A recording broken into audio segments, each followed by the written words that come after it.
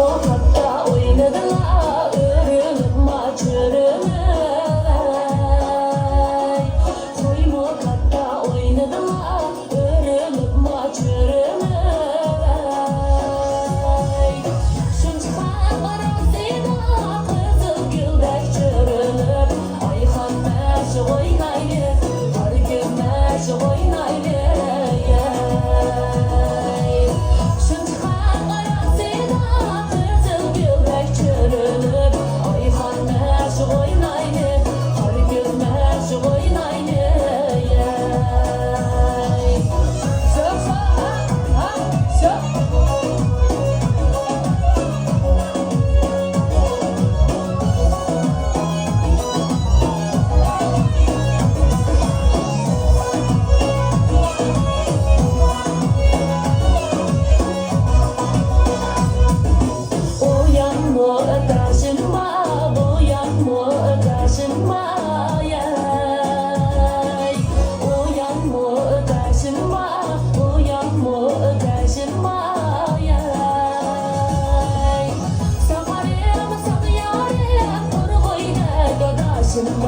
Ayhan meşe oynaylı, hargı meşe oynaylı.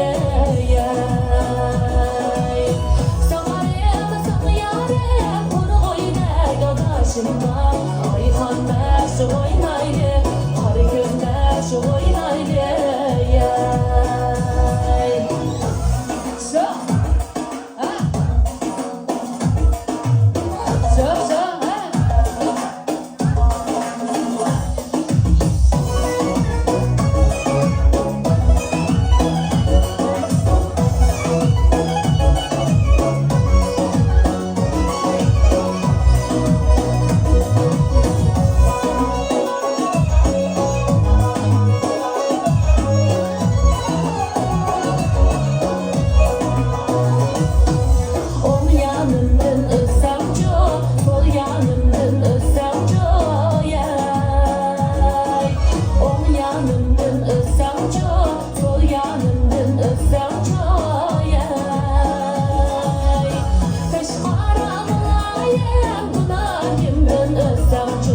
Ayhan meşe oynaylı, hargı meşe oynaylı.